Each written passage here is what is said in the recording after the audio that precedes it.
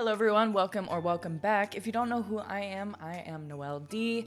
I am a Christian and I am also a medically retired United States Marine. I feel the need to put that in there because it tells you a little bit about me. I have a lot of physical health issues and it's something I kind of want to try to incorporate into my channel a bit more, but it's kind of hard when I talk about books. But thankfully books and reading is something that I can do that doesn't aggravate my physical disabilities at least as much. Also, I forgot to put in my freaking earrings my grandma got for me, but I'm too lazy to go get them. So today's video, the content, the substance of today's video is going to be romance books. Now, if you can't tell, okay, first of all, this is my husband's side of the shelf, so just ignore that. This is my shelf, which is mainly fantasy and sci-fi. I am not a big romance reader, so did I have a little bit of a bias going into reading romance?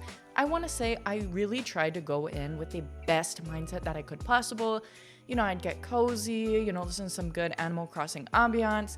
I love some good Hallmark cheesy romance movies. They remind me of sitting down, drinking coffee or hot chocolate with my grandma, eating some breakfast or something, during the fall and winter time, and just enjoying our good, fun little Hallmark romance movies. Now, I made a video on this, and this is kind of a piggyback on that video. Basically, I talked about technically four different books that were romance, and these are the three. So we have Happy Place and Book Lovers, both by Emily Henry, and then we have Hello Stranger by Catherine Center. And I have a lot of notes on these books, and this video is going to be a rant. Now, this goes without saying, but if you find yourself in any of these characters, I don't dislike you. It has, these are not real people, so I'm not seeing them necessarily as real people, but that also has to do with the writing not being very good in the terms of these characters are not really fully fleshed out, so I don't really feel for them. Anyway, so I thought in romance books that we were supposed to root for the main two characters, the love interests. I thought that that's what we were supposed to do. Now in Happy Place, I didn't get that at all because this book felt very lust-based. Now, I feel like it's partly my fault because I feel like I should have read the back and known that if it said that Harriet and Wynne are lying through their teeth while trying not to notice how desperately they still want each other, and that, I should have known that they were gonna be in a room together. I just think Emily Henry's writing is not good. Objectively, it is simple writing, which is not bad. That's not even the bad part about it, but it is simple, which I feel like there is a time and a place for a popcorn read, and I would consider all three of these books to be popcorn reads. And what I mean by that is that nothing is too complex. There's not a lot of descriptions. It doesn't get when I mean it doesn't get complex, I mean in all aspects of a book, it does not get complex. Now, caveat, I did not read this whole book. I DNF'd it at 82 pages. Now, people may click off because I said that, but I felt like I was supposed to root for the main characters, and I just didn't because it really just felt like lust. These characters were together for 10 years, and when describing their relationship, sure, they had some talks and stuff like that, but describing their relationship in the past, a lot of it had to do with physical stuff. Now, there's a time and a place for that kind of book too. I just didn't think that this was going to be that. I didn't think that this was going to be a mainly a physical attraction book, but at the same time, it's these are people who are full-grown adults. I would think that I would be getting a more mature sort of romance, and it just didn't feel mature even from the very beginning. Another thing about Emily Henry and her writing is that her dialogue is not good for me personally because I feel like it's witty to a fault. If you were to read this and you were to read this and you were to read the dialogue, all the females from this book sound the exact same as the females in this book, except for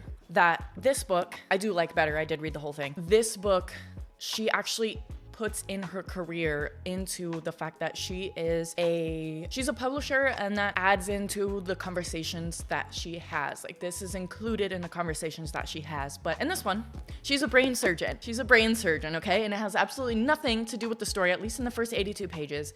Here's the other thing. I also talked to one of my very good friends that read this book in its entirety, and when I explained the things that I had said to her, she was like, yeah, you're not wrong. It is a lust-based relationship. She doesn't really talk like she's a brain surgeon. And one of my friends, different friend that I was talking to, she said that it is very hard for authors to write characters who are more educated in themselves, than themselves, especially when the character they write is educated in something that's completely like out of their field of knowledge. So like say an author is an artist as well. She could write about being an artist, a character being an artist, like this Catherine Center book. I don't know if she's an artist, but that's, you know where I'm going with that. But this, it's difficult for someone who does not have a PhD to write about being a brain surgeon or write a character that is a brain surgeon. Now, a lot of people say that they actually liked that it didn't include like much about her being a brain surgeon, which is fine. Like if that's what you like, that's what you like. But I'm going from kind of more of an objective stance, and also just like I like reading books that are more complex and that have more substance. And I actually thought of 2 quotes from Prue Leith. If I was Prue Leith reading these books, I would say this book is not worth the calories. And also, this is from the Great British Baking Show. So if you don't know what I'm talking about, that's what this is about. And it is no style and no substance. That's how I feel about both of Emily Henry's books. The dialogue was very cringy, like I said, very witty to a fault.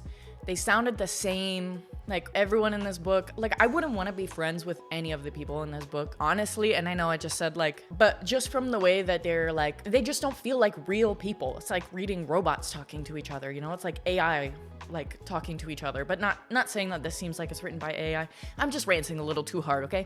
Because I really disliked this book. I mean, I disliked it enough to DNF it, and I usually don't. First mention of a guy, and she's talking about being tangled up in the sheets with him. A couple more pages, she's talking about peeling her clothes off. This guy also only calls her Harriet. He doesn't call her any other pet name. I can't imagine calling my husband by his first name all the time only, or vice versa. I feel like that would be weird. It's like you don't want to get to that level of closeness, and that makes me uncomfortable. Also, it made me angry when I think it was Harriet, like in her inner monologue, was like, oh, they're taking away our house. It's her friend's parents' vacation house. That's not your house. You are delusional. This is not your freaking house. I get you have a lot of memories here, and I also am not a person. See, here's the other thing. I don't relate because I do not really feel attached to places. Like I've moved multiple times, especially like being in the military, like moving multiple times. Like I'm excited to go to the next place. Like I'm not like, oh, I want to be here and have so many memories here. No, girl, I'm ready to leave. I'm ready to get out, make new memories, okay?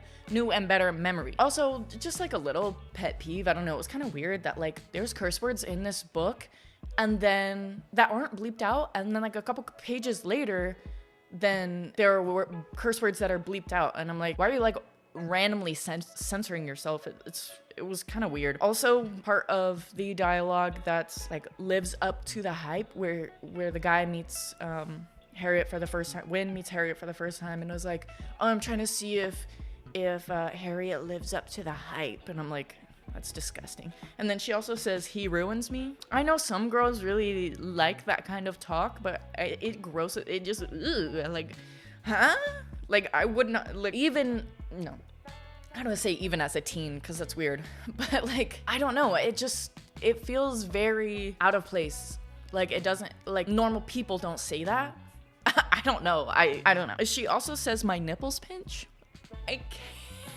I can't with that. It made me uncomfortable, like in some parts, and it just didn't make me feel good. Like this book, like I saw a review on Happy Place on Goodreads that said, this is not my happy place. And that is exactly how I feel. And the bedroom situation where the shower and the bedroom weren't really separated didn't really make any sense, especially because this is in America. They're best friends. They didn't even, this whole thing is based on hiding things from your absolute best friends of like 11 or so years. If these people are truly your best friends, you would have told them, you would have confided in them, but clearly you don't trust them enough to tell them what's going on in your life. So like, and like if you're worried about dynamics being crushed or whatever, then you need to get new friends, because clearly this friendship group is not for you. Oh yeah, so she's a brain surgeon and it has nothing to do with the story from what I read. Doesn't really matter. And Emily Henry in both of these books says something about something going down her spine, and that's like the only way that she expresses like this anxiousness towards men or whatever, is like tingling down my spine, like a zipper going down my spine. In this one, she said it. Now, I'll give her a little bit of benefit of the doubt in this one because her main character is a publisher. But if you read a lot of books, I would think you would understand how to articulate yourself a little bit better than that. This one, she's a freaking brain surgeon, for crying out loud, and the only thing she knows to say is like something going down her spine. I think she would be able to put in something. I mean, that has to do with your neurological system, and if she's a freaking surgeon of the brain, I would think she would know different words and different like anatomical ways to describe what she's going through, but she just didn't. I think that's a missed opportunity. Yeah, I dislike this book just so much. I don't understand the hype, and if you love this book, that's great, but I really did not like it. I don't think Emily Henry's a good writer. I don't think her characters are fully fleshed out, and let's just move on to Book Lovers. Book Lovers, it was better, at least. There were more parts of this that I liked than in Happy Place. I liked that one is a publisher and one is an editor, and the publisher wants to be an editor, you know, and that it had more to do with their characters. It had more to do with the storyline. There was more. I liked that there was a sister relationship in this book because I have a sister. I have an older sister, and so I liked kind of reading that dynamic, except she's really close with her sister, and I'm not as close with my sister as she is with her, but I love that for her. And what else? So I started tabbing in this book, and if you can see this, you can just see the amount of times that I was taken out of the book, like for good or bad reasons. If there's green, it's good. If it's red, it's bad. This book was I think at first I was thinking to myself it was a 2.75, and after thinking about it for a couple days, it's more like a 2-star, just because let's go over my notes, shall we? Again, characters, witty, cut from the same cloth, sort of witty. I do like that she builds intrigue from the backstory and the ex-boyfriend part of the backstory, and that she uses things in conversation to relate to both of their careers. I don't like that they had some intimate moments with each other, not quite too far, but like while they were under the influence of alcohol. I just don't think that that's not romantic to me because of some personal issues and personal things that I've been through in regards to being under the influence, and I just don't think that alcohol and any sort of intimate moment should be intertwined. But they didn't go too far, I don't think, while they were drinking, but I forget. And yeah, a big part of the conflict is the good old assume things and not actually ask what's going on with the love interest and another person in the love interest's life, and just assume that you can't be with them and not talk to them about it until later. And then you finally talk about it, and then they start ripping off each other's clothes, I guess. And that's fine. I mean, that's fine. Neither of these books are gratuitous. None of these books are gratuitous. None of them are too much in terms of like being graphic with sexual content. Now this girl, Sabrina, is that her name? Or Sabrina, the other one? Nora. See, I'm already forgetting. But Nora, she's very stubborn, which I can definitely relate to, but she's, because of her trauma, is like, I can fix it. I can fix everything. And like, she just started annoying me because like, that's like, it was just written so plainly. And I feel like maybe there was a better way to do that as an author, to show that Nora wants to fix all the problems in her life, instead of every time something goes wrong, Nora in her mind goes, I can fix this. Like, okay, Bob the builder of life, but except not like Bob, because you're not building or repairing anything. Now, I kind of liked the ending. It was, some parts of this book was kind of giving Hallmark, which I love Hallmark, like I said, and I know that that was the intent for this book as well. But I feel like the difference between a Hallmark movie being like an hour and 30 minutes of my time and a book being like 4 to 6 hours of my time is I just want something more. I want something better. And I just feel like the characters in this book didn't really grow that much. They didn't really change that much. They kind of just were like, we're us and we're gonna be us together. Which, I mean, if you're a perfectly healed person, sure, but that's none of us, because healing is a lifelong journey and you should always want to grow. But that's not exactly what I was getting from this book, was like her wanting to grow and change. It was more like, well, I'm gonna go back to doing me, even though I found this person who just totally gets me. Okay, so yeah, anyway, she didn't really grow, she didn't really change. And then Hello Stranger, I think I didn't really take many notes on this. I liked this more. This was a 2.75, and I can't look at my notes right now because I returned this book back to my library, but it was a romance book. It was very predictable from the start, and again, if it was a Hallmark movie, they're all predictable from the start. This is a book that's gonna take many hours of my time. And if I already kind of know what's going to happen, then I'm frustrated, because I knew that these two different guys was the same guy from the beginning. I was like, yeah, this is gonna be the same dude. I don't know if that's like a common thing, if everyone thinks that, because I feel like it's it's very noticeable that it's going to be the same guy. I also didn't read the back of the book where it said that there were 2 different guys, so maybe that throws people off. But yeah, I liked this book more. I think the writing was better. I think that oh my gosh, I was kind of let down by, in Book Lovers, I'm sorry. I was kind of let down by the whole thing with the mom and the boyfriend. I get that that can be traumatizing because she made a mistake, or what she feels like was a big mistake, to, you know, live her own life with her boyfriend, and then her mom dies. I felt like this was leading up to more, like that it was more so her fault instead of like something that just like she decided to do something and her mom died. I thought it was gonna be more than that, but because it was building up to be something more, I don't know how to describe it, because everyone's going to process things in life a different way. But then again, like, this is not a real person, and I feel like if you as an author want to write something that's very compelling, that's going to make me feel very emotional, it needs to be a little bit more. You need to dig a little deeper, because I feel like this is not doing that. Anyway, so back to Hello Stranger.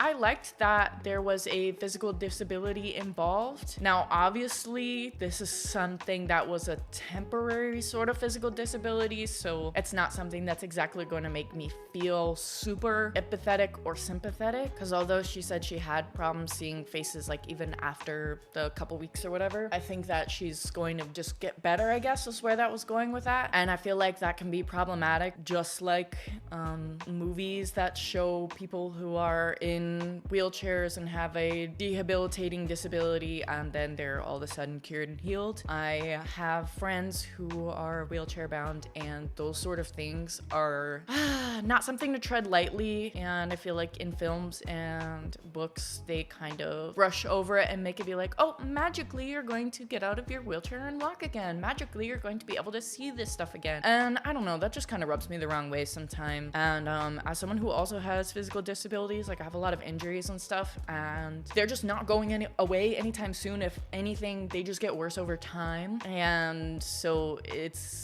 yeah, that's there. Conflict was very annoying, just like because she went in the elevator and just assumed that this guy was talking about a girl very poorly, and he was obviously talking about a dog. I was reading through, like, maybe the first sentence he said sounded like it could have been a woman, but then as he continued and said something about turning around on the bed or like something, it very much sounded like he was talking about a dog.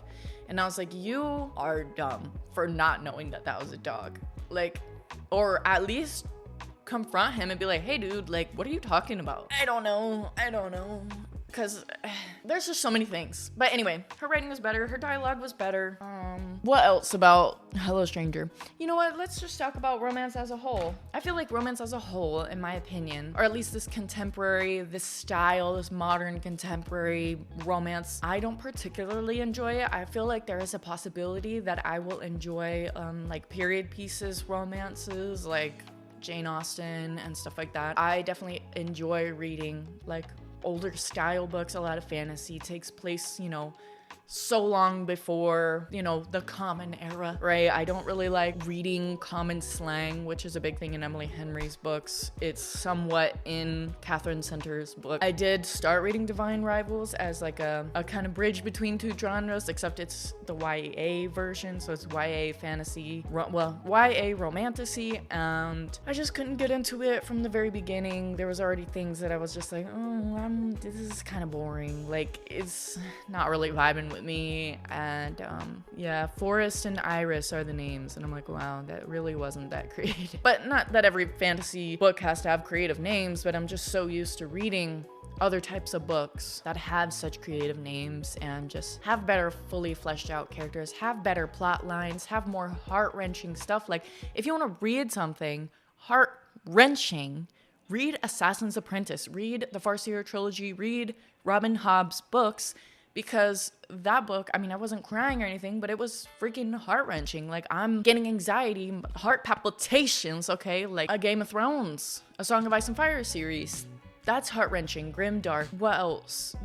I wanted to do this romance video, the previous one, to try to convince people to read fantasy and to kind of relate to other people and be like, oh, well, I'm reading these romance books. Let me see if I like them, because I like Hallmark movies, and let me see if I can try to say, oh, if you like this, well, then read this. But like, I just didn't like those books.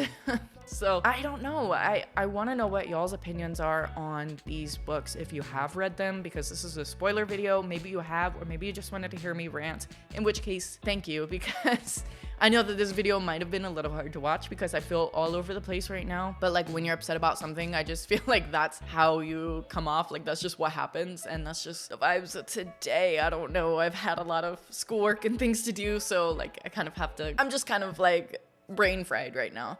So, and I try to be respectful as possible with everything. So when you do comment, please be as respectful as possible on your opinions and things, if you agree with me or disagree with me. And if you have recommendations for me as well, when it comes to romance, I definitely want to try more because I know that there's better out there. I just thought I would start with the really well acclaimed books, and they just weren't hidden in the ways that I thought that they would, or thought that they should, to be as well acclaimed as they are. And maybe there's a disconnect because I didn't grow up reading as much fantasy. I read as much romance. I read like a couple John Green books, and I didn't read Twilight. And I feel like a lot of girls who like Twilight and like that kind of cringy like romance like a lot of these more adult cringy romances. I don't know.